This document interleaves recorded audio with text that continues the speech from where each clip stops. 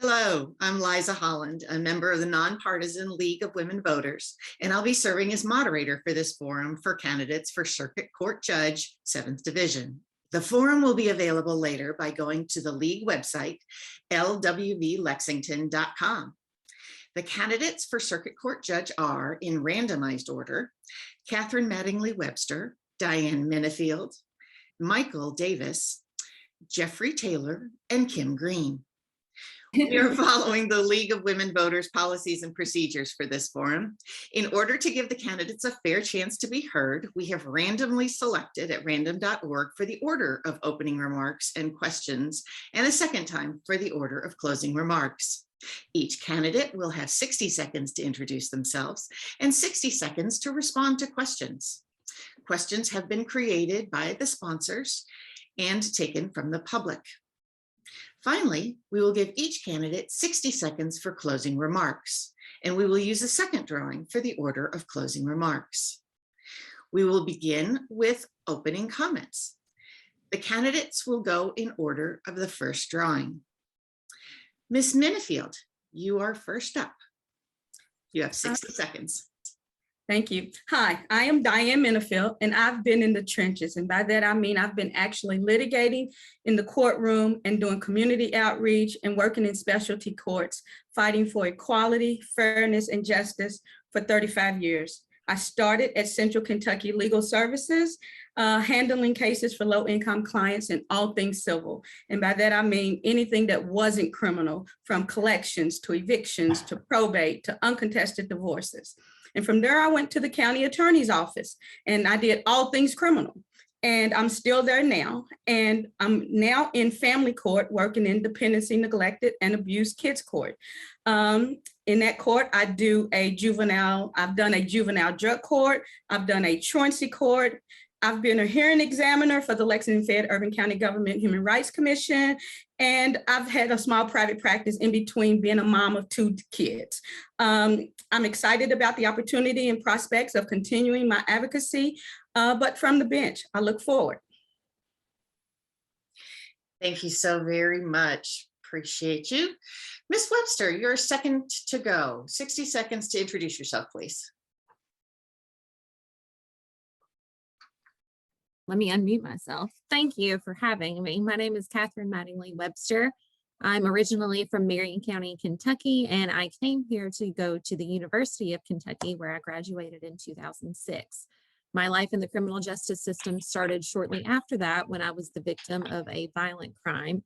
Unfortunately, my best friend from childhood was murdered, and I was present. I was with him when it happened, but thankfully, due to his actions, I survived. And because of that, I was thrust into the court system, but I was inspired by the prosecutors, the advocates, and the others who helped me.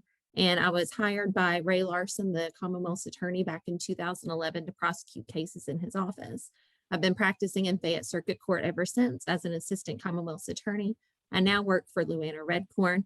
I prosecute mostly sexual violence and domestic assault cases. I have been endorsed by the Kentucky Central Building and Construction Trades Council, and I work on Ampersand, the Bluegrass Rape Crisis Centers Board, as well as the Lexington Domestic Violence Prevention Board. Thank you for having me. Thank you so much. Ms. Green, you're next. Thank you. While Kentucky is my home now, my family, in fact, immigrated from South Africa to the United States. They did so because they witnessed firsthand the violence that results from the systematic oppression of an entire race of people. Many of my family members were victims of violence, but my family also recognized the need for a more fair and just system of governance.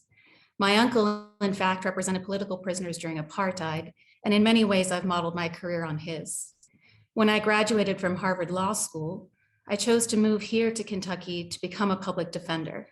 Did not want to work in corporate law, but I wanted to do something that would make our legal system better here in the United States. During my decade plus as a trial lawyer, I have represented thousands of indigent clients on charges from possession to murder. I now run the Capital Trial Branch, where I represent people who are facing the death penalty and supervise and train other attorneys to do the same. I truly understand the impact of a circuit court judge on the lives of individuals. Thank you. Thank you so much. Mr. Taylor. Yes, I'm Jeff Taylor. I'm the current sitting judge for the Fayette Circuit Court 7th Division. Just real quick about me, I'm from Eastern Kentucky. I grew up in Mount Sterling, went to undergrad in the School of Virginia where I played college basketball. I have three wonderful kids, a little girl and two young boys. I have a fantastic wife. I was chosen by Judicial Nominating Commission in December to fill this seat. It was made up of by a bipartisan committee. Then Governor Beshear selected me for the seat. So I've been serving on the bench now for, a little over 4 months. It's the best job I've ever had by far. I have litigated in about 112 counties in the state. I have tried cases all over the state with diverse jury panels. I just enjoy the job. I would hope to have your votes in the May 17th primary. Thank you. Thank you. And finally, Mr. Davis, 60 seconds. Hello, I'm Michael Davis, and I have spent the last 20 years preparing for this opportunity. For 2 decades, I've practiced in most of the circuit courts of Kentucky and seen every type of courtroom culture a judge can create. When the judge applies different rules depending on who you are, or is there because simply they had enough influence rather than being the right servant for the job, it undermines the whole process and makes justice harder to find. And that's because the true role of a judge isn't about power or prestige. It's a servant's role, essential to the entire community. And that means the entire community, not just the one that looks like you, thinks like you, and lives like you. I've been lucky to learn very early on from several great judges who modeled the character, skill set, and work ethic needed for a job like this. And I look forward to sharing my experience and commitment that I bring to serve you as circuit judge. Thank you so very much. Now we will turn to questions, and using this same random.com order, Ms. Webster, you will take this question first. What is your vision for the future of our judicial system, and what changes would you advocate for and why? Thank you for that question. I believe that our court system can first and foremost do a bit more for our community than it's doing now. Any attorney can come and be a judge and say, I will be fair. And that's great. But what I think our court system should do is be more accessible to people in the public. I think our judges should be more involved with the community. I think our judges should get to know people and know what our needs are as a community. And thankfully, I have the background and the experience to do that because I've been working in Fayette Circuit Court alongside victims, alongside people charged with crimes, alongside attorneys for a very long time. And so having that presence in our community, knowing about people from working at the Rape Crisis Center and Work Prevention Board, I believe that in the future, I would be able to have contact with those people and make changes to make our community better and a safer place. Thank you so much. Apologies for my pet. Ms. Green, you will take this question next. What is your vision for the future of our judicial system, and what changes would you advocate for and why? My vision for the future of the judicial system is one where we focus on reducing recidivism by connecting people with some more resources. Right now, we often see a revolving door of people coming in and out of the legal system. We can do more to improve specialty courts like drug courts, mental health courts, veterans courts, courts that are going to help connect people to resources so that they don't end up back in the system. I also think that it's an important aspect of being a judge to acknowledge the role of bias, especially implicit bias within the system, and for judges to look critically at that. So my vision would also include a judicial system where we take a serious look at the role of bias and implicit bias and work to remedy that within the current legal system. Thank you. Mr. Taylor. Yes, thanks for the question. I think 2 things. One is I think we need judges who are more restraining and not activists on the bench and have a fantastic temperament and demeanor so that when you come into the court, it's not just an awful experience. Two, our criminal defense systems, the juvenile and indigent defense systems, they're struggling due to a lack of funding, due to funding shortfalls, excessive caseloads. And not only does this deny justice to, juveniles and the poor, but it adds cost to the entire judicial system with increased jail expenses, with retrials of cases, lawsuits, and overall lack of confidence. So, we're public servants as judges, and that's what I've tried. The public is my boss. And I agree with Ms. Webster, and I agree with Ms. Green. We need to get out there and be more involved. Thank you. Thank you. Mr. Davis. These have all been amazing comments, and I would echo them myself. But for me, one of the biggest motivations for me is to restore the circuit court closer to what the ideals have always been intended to be. And that is, that judge has to be truly nonpartisan and unbiased and able to be the gatekeeper. Being in court is already stressful enough. If you're a party on either side, you've already, in a way, on your back foot. You've already endured or inflicted trauma on somebody, or you're at risk of something involving your life and your livelihood. Our judges and the people in our community already have to deal with the implicit bias of everyone else in the system. The only chance that someone in the court system has of being able to find justice is if that judge is truly able to set all of that aside and treat everyone with the same level of dignity and respect as everyone else should get. Thank you. And Ms. Minnifield. Thank you. My vision for the judicial system here in Fayette County, which is a county that I love, is that we mirror our county. We look like our county, that diversity and inclusion has been determined to be a good business, but it is also a good human rights since, we all have a right to life, liberty, and the pursuit of happiness. And people that come before that court need to feel like it's their court too, that it's not because of who they are, how much money they have, or how much money they don't have, or who they knew and who they don't know. And it's because that they are citizens and they are entitled to justice, fairness, and equality, just like everybody else. And I believe that in order to, what I would change is I think we need more reasons to feel like, how do we get behind the crime? We know what the crime was, we know what was happened or what it was, but why? And if we don't get to the why, we're never going to stop it from rehappening again and recidivism. Thank you. That segues nicely into our next question. And Ms. Green, you will take this question first. What do you believe to be the root causes for the high numbers of juvenile offenders? And what changes can the court system make to reduce these numbers? So my work right now as a capital litigator requires me to look extensively into the background of my clients and why they end up where they are.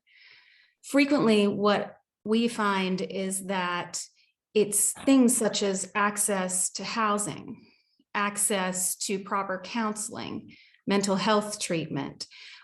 All of that can make a huge difference in the life of these juvenile offenders and why they end up in the system.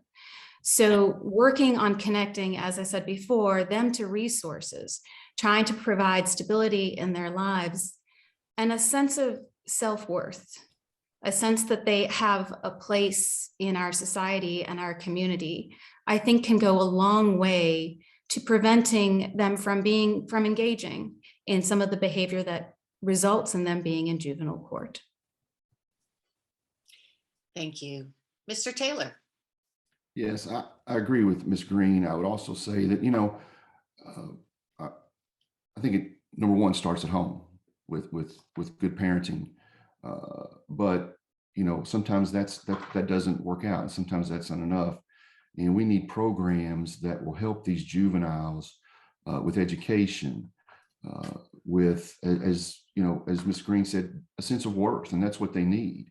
But we also need, when they come into the court, proper funding. And, we do have specialty courts, mental health court, drug court, We can do more to expand those programs, in my opinion, to help young men and women and reduce recidivism and to feel and be responsible for themselves and be a part of the community.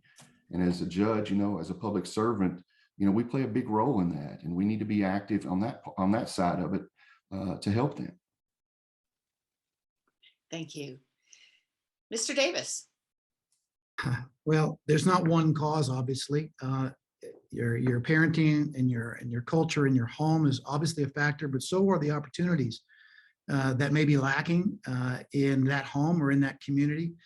The programs that have been mentioned are amazing, as are things like One Lexington and other programs in town that are designed to help bridge the gaps between these disparate areas of our community that help bring resources to those who don't feel like they have them.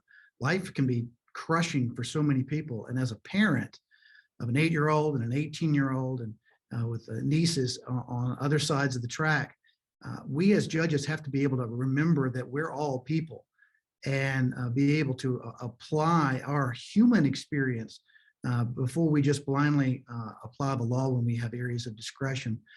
Public service and being directly involved in the community is going to be critical to doing that, so that we have the opportunity to share that. Thank you. Ms. Minnifield. Thank you. I've lived my life in juvenile court. I've been in juvenile court for over 25 years. And I will tell you that my whole thing, I've run a juvenile truancy court because I'm a strong believer and come from a very strong background that education is the great equalizer. If I can get these kids to stay in school and get the education, they're going to find themselves on a more even playing field and more opportunities and less a sense of not belonging or don't fit in or I don't or people don't respect me, and so if I can get them to buy into the education and then trying to be more than what they are, then I'm going to tell you, we're going to stop a whole lot of that juvenile disenfranchisement, that this, lack of not feeling worthy. And so that's my goal. And that's, my grandmother raised that in me, that I'm going to get educated. So. Thank you so much. And Ms. Webster. Thank you. I think what would surprise a lot of people, and I agree with what everyone has said so far, but one of the things that we've done in our office is keep statistics on how domestic violence actually affects juveniles and how that increases their rate of committing crimes later in life. And one of the things we've noticed is that a lot of our juvenile offenders who unfortunately are involved in gun violence have been exposed to domestic violence in the household as children. And so I think that's a big factor that plays into what these kids are seeing and how they're acting out later in life. And one of my goals with becoming a judge is to provide more oversight for domestic violence offenders and to provide more resources for their children and for their families so that they aren't seeing that violence, they aren't replicating it out in the street later, and they aren't going back out and hurting their loved ones because they don't know what else to do. So I think that our goal as judges needs to be more proactive as opposed to reactive. Thank you so very much. Mr. Taylor, you'll take this question first. What criteria would you use for deciding whether to impose or affirm sentences outside of standard ranges? Well, I'm going to follow the law. And, a lot of it will, when it comes to me there, if a guilty plea is already in place and we go into sentencing, the Commonwealth has made a recommendation, and, I like to follow what the Commonwealth does. They've been in the trenches as well, and they've seen it, and they've lived it, and they have experienced it over and over. Now, when it comes to concurrent or consecutive sentencing, sometimes I do have that discretion, and a lot of it will depend on the offenses. Our jails are overcrowded, and, when you've got D felonies, and drug afflictions that are affecting us, I think that those individuals can be spent better time in going to inpatient programs, outpatient programs, And so I'll look at sentencing, and if it's a nonviolent offense, I'm going to give you the chance. Thank you. Mr. Davis. First and foremost, we have to follow the law. And to the extent that those sentencing guidelines are there, we must follow them. Now, the premise of the question, of course, is in those areas where you have discretion and the ability to apply your common sense and humanity to it, that's also what I would have to do. The law itself is going to change over time, which offenses are paramount to us, nonviolent versus violent crimes, for example. And that's going to come into play, as well as whatever resources that may be affecting the incarceration rate at that time. But the bottom line for me is applying where you have discretion, a measure of grace and mercy, and a practical mind toward what's really going on with that particular defendant and that particular situation, and just do the fairest thing you can do in that situation. Thank you so much. Ms. Minnifield.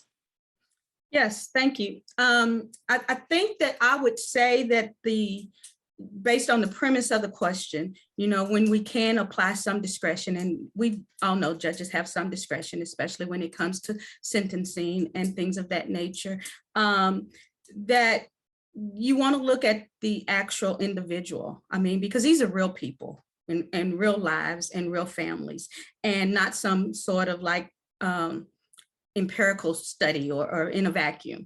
And so mental health is a major component that you want to really get behind and see what that issue is and how can we fix that and get some treatment for that. Drug addiction, if you're out there stealing and breaking into homes because you've got, an addict and you've got an addiction problem, then we need to deal with that. And so, and then history. I mean, and I think that that's why when we are judges, we have our own experience and then exposures and things like that we, base a lot of things on. Ms. Webster. Thank you. What I will say is that having practiced in Fayette Circuit Court for 11 years, I'm very familiar with the sentencing guidelines and the ranges of penalties for each crime. That being said, I know that judges have to follow that, and you have to apply the facts in front of you to the law and to what the sentencing guidelines are. So what I would do, and I'm better equipped to do this than most people out there, because I've been in Fayette County and I've seen the effects of what gun violence is doing to our community and how dangerous people can be, as well as, the type of people who just need the types of resources that can be provided by probation and parole. Is I'm well equipped to say, this person has committed this offense and this is an appropriate sentence. This is one that will keep the community safe. This is one that will provide guidance to this person through probation and parole. And I'm able to take the facts of the case as well as the background of the person into effect whenever I am sentencing that individual. Thank you so much. And Ms. Green. As the other candidates have mentioned, circuit court judges are bound by the term of a specific offense that someone is pleading guilty to. Within that, they do have some discretion. Often that's within whether they decide to grant probation or not for eligible offenses. To me, that needs to be a very individualized decision. And that means looking at the nature of the offense, the background of the individual. And what we have right now is the Public Defender's Office has alternative sentencing workers who can present to the court programs as alternatives to incarceration. And I believe those need to be considered seriously, because ultimately we want to improve the safety of our communities in the long run, which doesn't necessarily mean incarcerating somebody now. That can mean giving them some sort of treatment to prevent further criminal actions in the future. So I believe it's very individual, and we need to look at what can help that particular person as well as our community. Thank you so much. Mr. Davis, you will take this question first. What do you perceive as the greatest obstacles to justice, if any? Great question. The The justice system itself is not always fair. I touched on this earlier. We have bias on all sides. A party to a civil case or a criminal case, they have their own single perspective on what they want.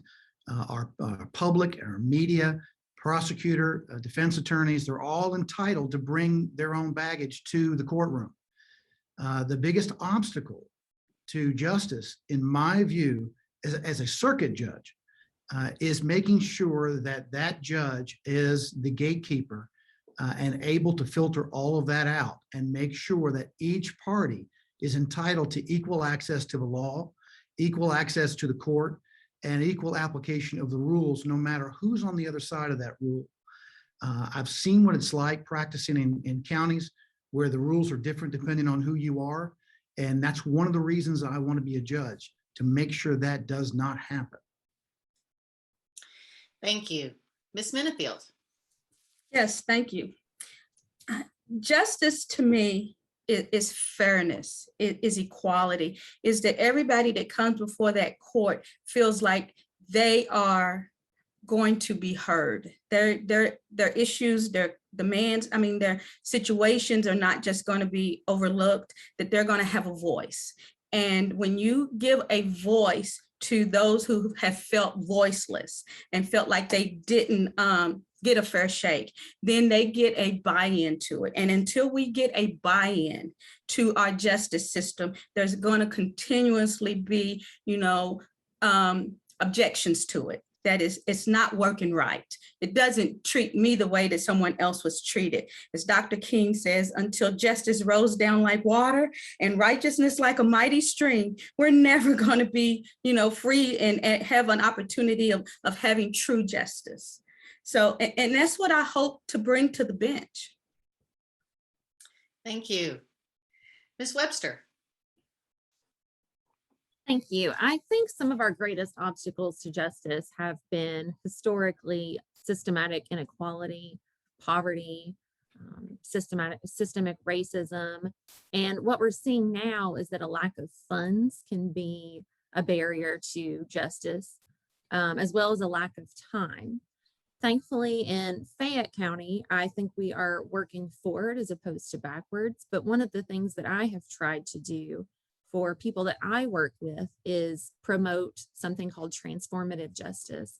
And that is some type of resolution that the individual finds within themselves. So it may not necessarily be a conviction. It may not necessarily be the outcome that anybody wants, but it is just finding some type of closure in the justice system. And having been a victim of a violent crime, I feel like that can be very helpful to victims and all parties involved. So that's something I strive to do as judge. Ms. Green. Thank you. So there are several obstacles to justice. One of them is that there are systemic issues within our legal system that have resulted in inequity and inequality. So we need to be able to acknowledge the bias and to acknowledge implicit bias, and judges need to address that rather than just assume that whatever they are doing is correct. They need to look at that critically so that people can be ensured that they are getting justice. Another huge obstacle is a lack of resources right now. We see both underfunding with prosecutors' offices and public defenders. So, and in terms of resources for treatment programs. So that is something that definitely needs to be addressed. There needs to be a way to increase the resources and a way to deal with the bias that exists within the system. Thank you. Mr. Taylor. Yes. Well, number one, when you come into my courtroom, justice is blind. I don't care what your race is, your gender, your religion, your age. You're going to be heard, and you're going to have a fair opportunity to be heard, and you're going to be treated with fairness by me and by the litigants. That's to me is first and foremost. But second, I agree with Ms. Green, and I touched on this earlier. The lack of funding for juveniles and the poor is a problem. The biggest problem that I'm seeing on the bench is drugs. we're seeing increased meth, increased fentanyl, increased heroin, and it's unbelievable. It makes up 70% of what I see. And, we need to get behind that. We need to get funding for good inpatient programs and outpatient programs to solve this drug problem that is just ravishing our community. Goodness. Thank you for your answer. Ms. Minnifield, you will take this question first. As a prospective judge on the circuit court, what do you consider your greatest strengths and your weaknesses? Thank you. Well, first of all, I will tell you that I believe my greatest strength is my ability to sympathize, empathy, with those that have come there. I have come from a family and a background of people who have been on both sides of the law. I mean, I've had family members that have, found themselves incarcerated, found themselves the victims of crimes, found themselves the perpetrators of crime. I've scolded, I've counseled, I've cried. I've even unfortunately had to bury some, but I also have in my family police officers, police chief, U.S. Marshals, Capitol Police in DC, and people who have been voluntarily in the military, people who've been involuntarily in the military. My daddy's 98 and he was drafted and he's still around. And, his stories are amazing. So I think that my ability to understand real people and real issues, is what sets me apart. Thank you. Ms. Webster. Thank you. Some of my strengths that I can highlight, as I've mentioned, I've been practicing in this particular court for 11 years, but I've had training in things that involve victims and other people in our community, like trauma, how trauma affects people, how implicit bias works. And so I'm very cognizant of how those things act, how those things behave, and how those can present in the courtroom.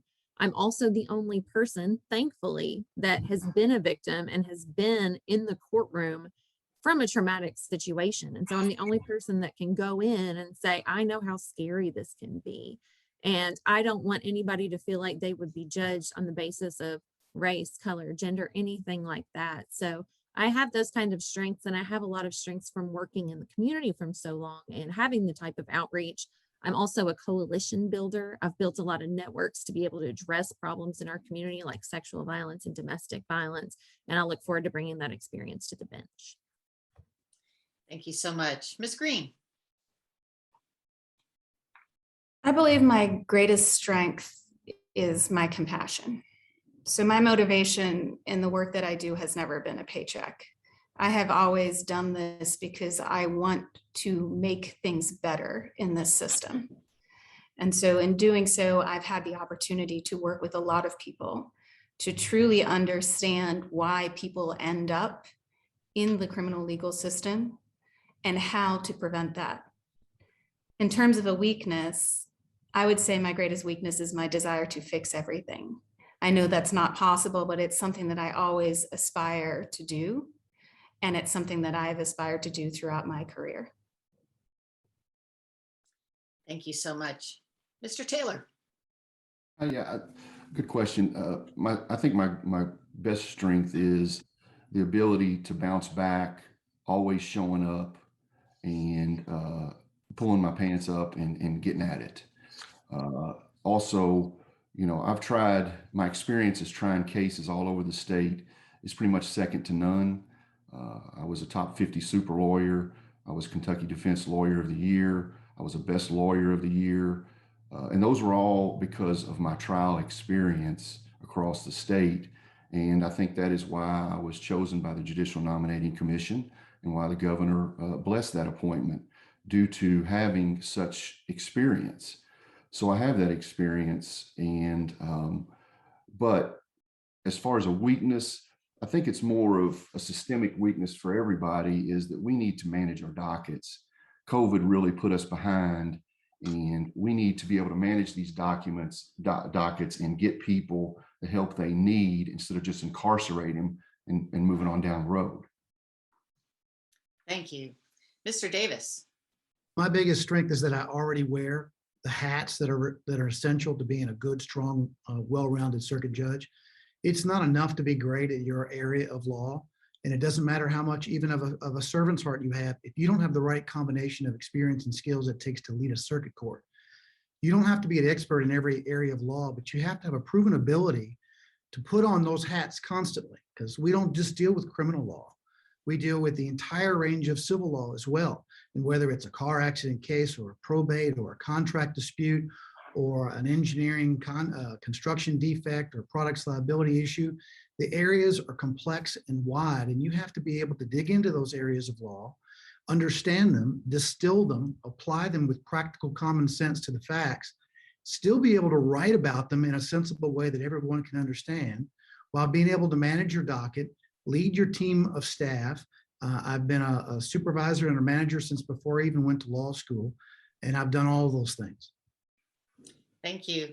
And that was a very nice segue into our next question. Ms. Webster, you will take this question first.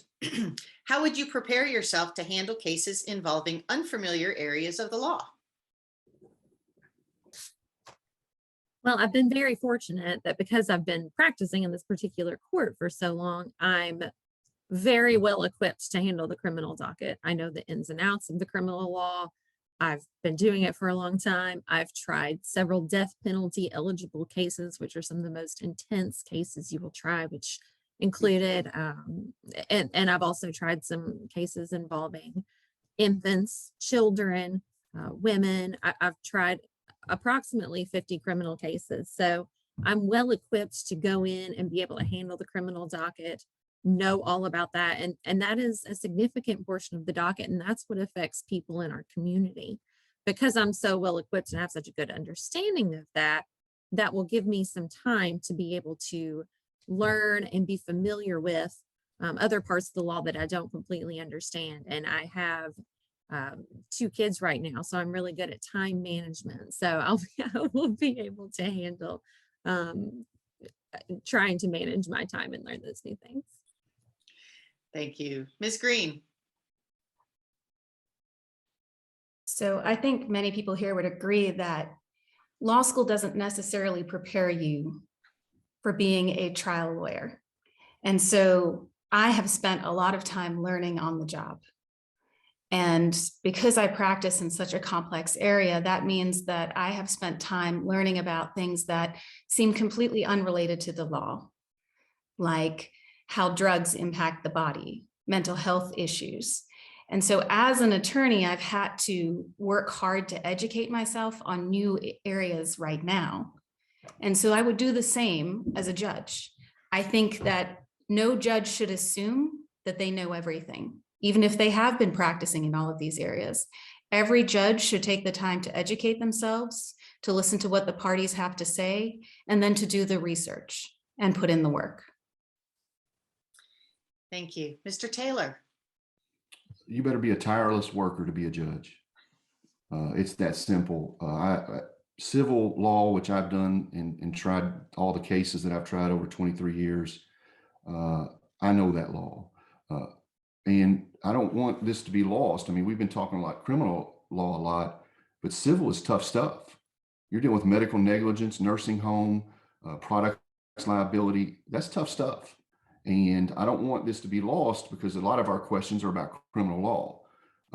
And I've practiced in the civil arena for over 23 years. Now, I'm the only one here with judicial experience, and the criminal side, I'm up till 2 a.m. I'm up late hours trying to learn that, and I have learned that. And the good thing about criminal law is, a lot of it's guidelines, a lot of it's scripted stuff, guilty pleas, sentencing, and you follow. But, you better dig in and be prepared to have long nights, because I've had many long nights since I've been on the bench. Thank you so much. Mr. Davis. I would do exactly the same thing I do every day, all day already to prepare. And that's what's just been mentioned. I'm used to wearing all those different hats. So a new hat is no big deal for me. I have the work ethic to roll up my sleeves and do it. And I'm highly organized. My case docket has always been sharp. And I will apply those same skills I always have, the administrative, the legal, writing, and the practical ability that I have to dive into a case that I know nothing about. I spent 5 years serving the Public Protection Cabinet, including as General Counsel of Housing, Buildings, and Construction, the Horse Racing Commission, and financial institutions. I didn't know anything about those areas when I was retained. I went in with an open mind, spoke to the staff and the people involved, figured it out, and rolled with it. That is a particular set of skills that's essential to being a circuit judge. And I have that. Thank you. Ms. Minnifield. Thank you.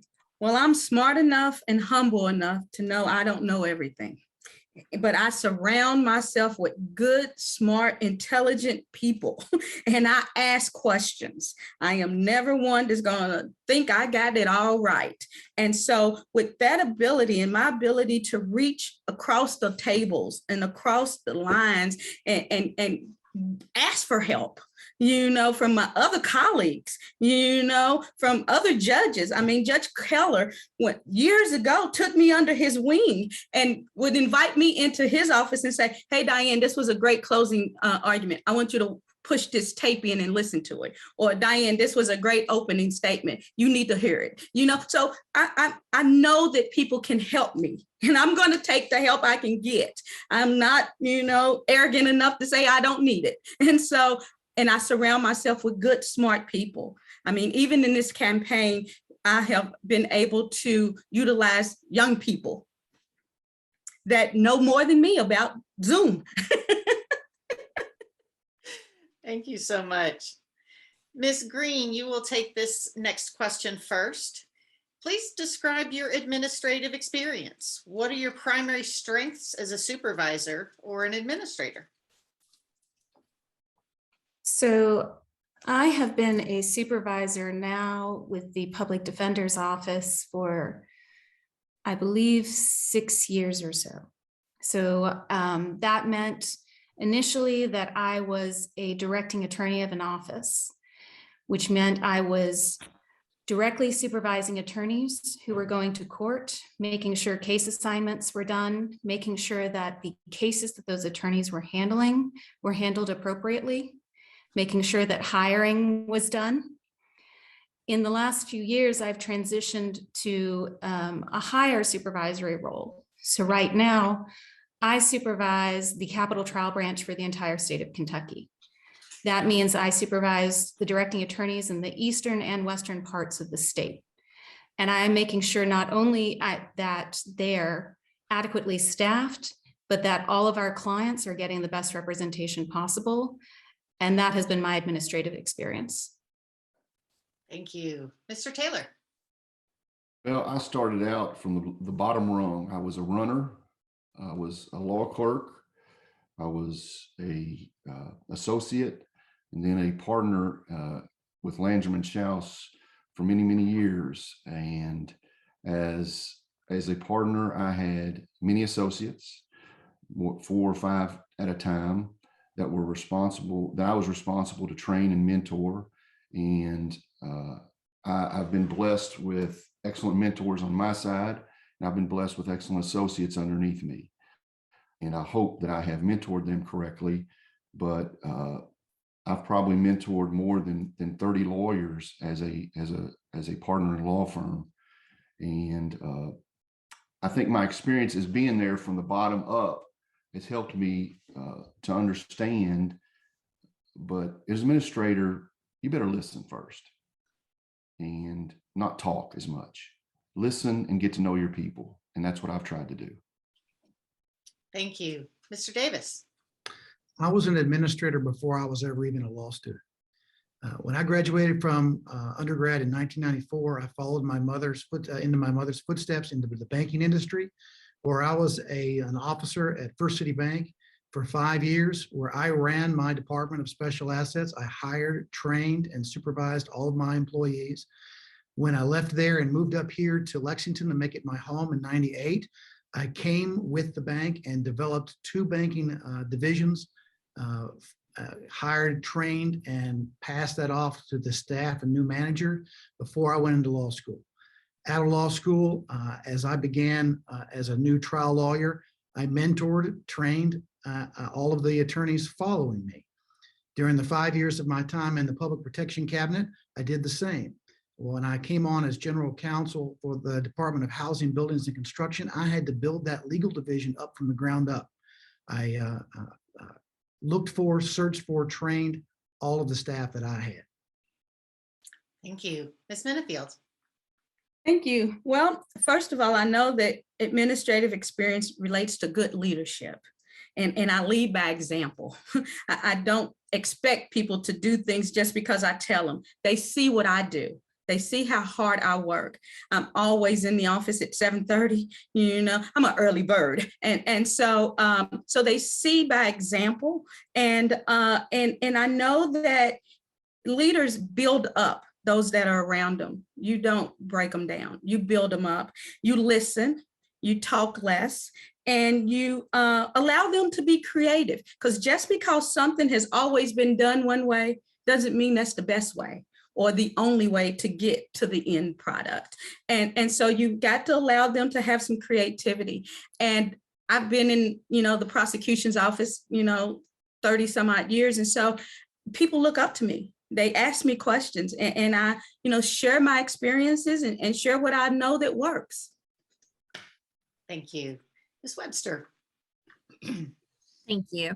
So one of the things that I primarily do, that a prosecutor primarily does, is act as a public servant. And I've been doing that for a while, but one of the things about that is that we don't have a lot of extraneous funds for things like paralegals. So as far as administrative experience is concerned, I'm a one-man show. I do my filings, I do my responses, I put all my paperwork together, I do my own research.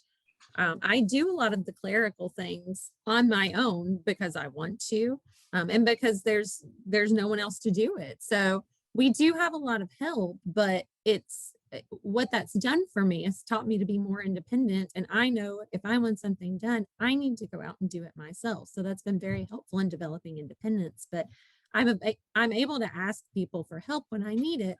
But part of working in a government agency is that, again, I'm a public servant, but I also handle a lot of those administrative roles by myself.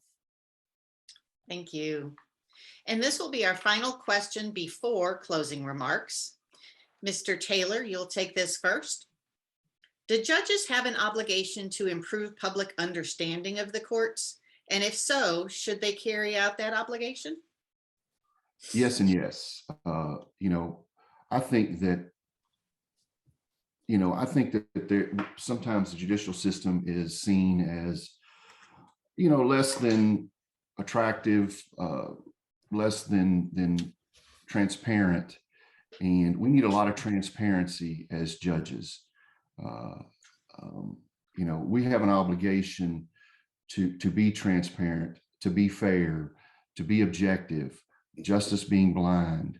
And, I'm proud of the Fayette County bench, and I'm proud of the people I serve with, first of all, but we can do more.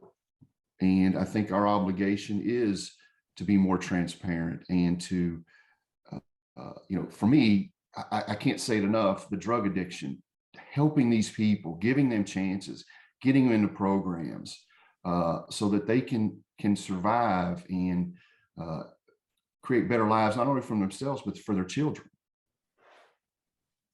Thank you. Mr. Davis. 1,000% yes, and 1,000% yes. We are in a unique opportunity, a unique position to be able to do that very thing. On the campaign trail, some of the common phrases that I get hearing a lot are ivory tower and pedestal. And the perspective that people have of the court system that that judges in the court system and those folks think of themselves as being above regular folks is just simply not true. At least it shouldn't be. And a good judge should be able to not only do their workload as a judge, but be out active in the community, speaking not only as a judge, but also as a person, serving in every way they can, getting themselves out there in the community, remaining connected to that humanity, and making sure that people out there realize what a judge is and should be. we need to be able to believe in our courts again at every level of our community. Thank you. Ms. Minnifield. Yes, thank you.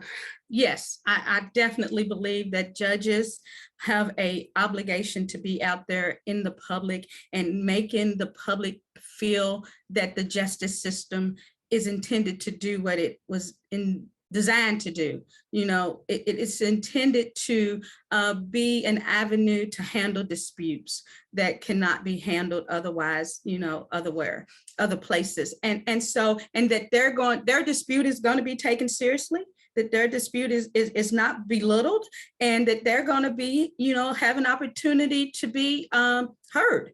And so I think that we need to be the face of that in the community.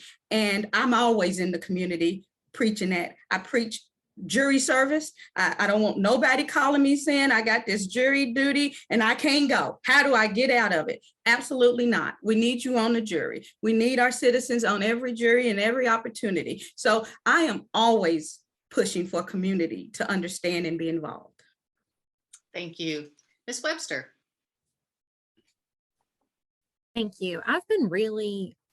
I've tried very hard since I've been on the campaign trail to let people know what judges do, because I've been surprised by the number of people who aren't completely aware that judges make such huge decisions in our community. They make decisions about who is released on bond. They make decisions about whether violent offenders are released back into the streets. They make decisions about people getting drug treatment. They make decisions about people getting help. And so that's one of the things that I've tried to prioritize, because I think it is so important that you need to know who your judges are and you need to be able to reach out to them.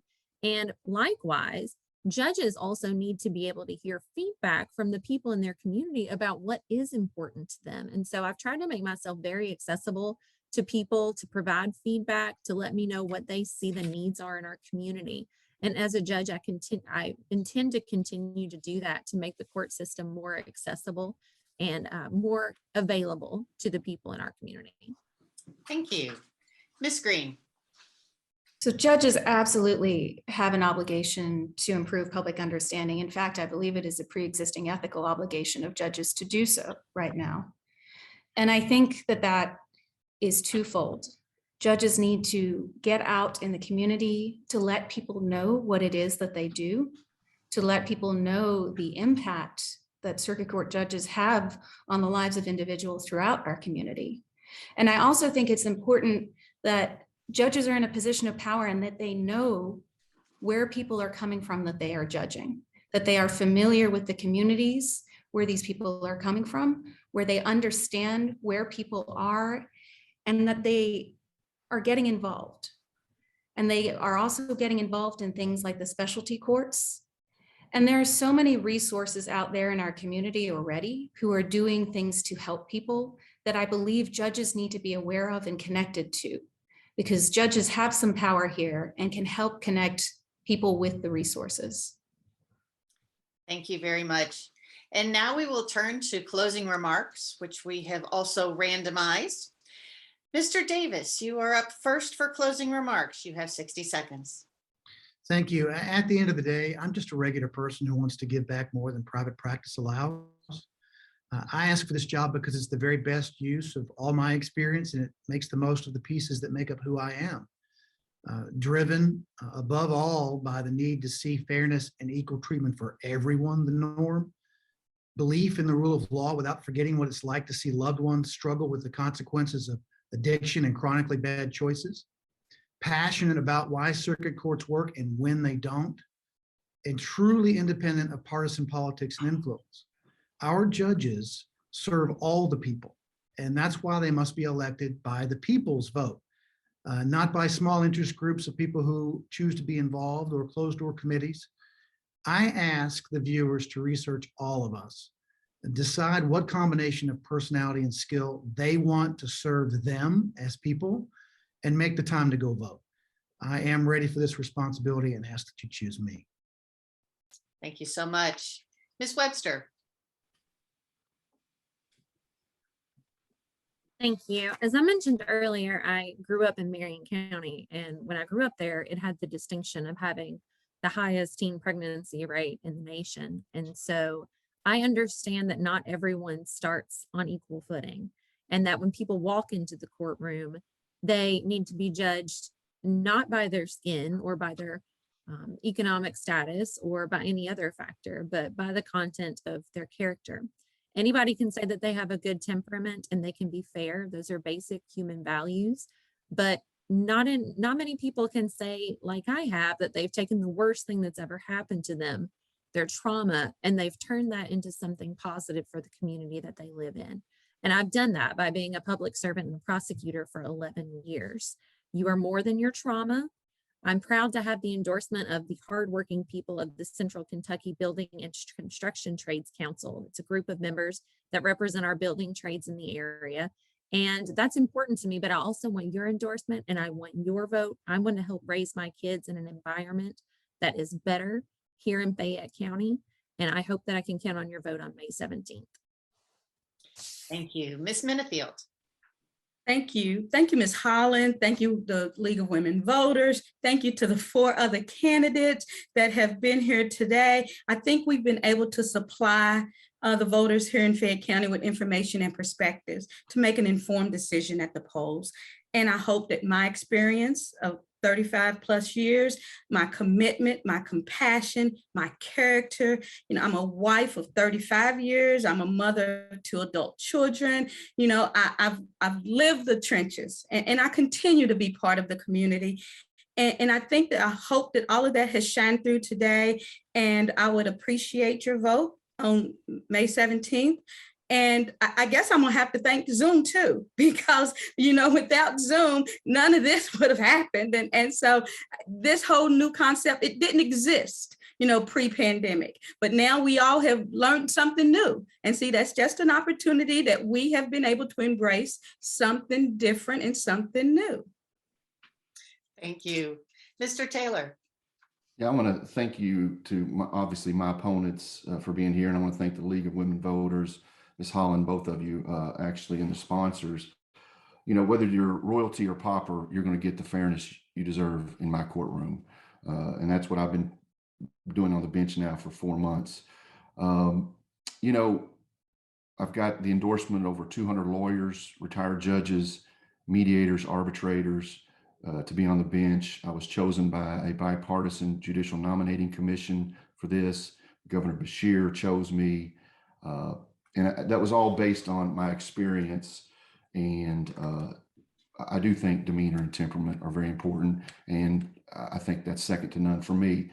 I will say that, I'm going to protect the people of Fayette County. That's my job. I'm going to let victims be heard. But at the same time, I'm going to do everything I can to get to people who need help, the type of help they need. And we as judges can do that. Thank you. Thank you. And I hope to have your vote. Thank you. And Ms. Green. Thank you. My career has been devoted to injecting humanity into the legal system, to telling the stories of how someone ended up where they are. I've spent countless hours counseling clients inside the Fayette County Detention Center, and I truly understand the gravity of the decisions made by circuit court judges. Every person who walks into the courtroom deserves to be treated with dignity and respect, regardless of which attorney they can or cannot pay to stand next to them. My work as a capital litigator requires me to dig deep into the background of my clients, to understand the impact of race, socioeconomic status, and childhood trauma on an individual, while at the same time tackling some of the most complex legal issues that exist. So my background as a public defender, especially as a capital litigator, makes me uniquely qualified for this position. I have proven myself to be a smart, fair, and compassionate advocate, and I will make a smart, fair, and compassionate judge. Thank you very much. Thank you very much. And thank you all of the candidates for participating. This has been a really interesting and engaging forum today. These candidate forums will be available on our league website at lwvlexington.com. Under candidate forums, we encourage you to view all of the various forums that are out there to be able to make good decisions. You can also find some additional information on candidates at vote411.org. Want to make sure that you vote in the primary on May 17th, and thank you so much today for watching.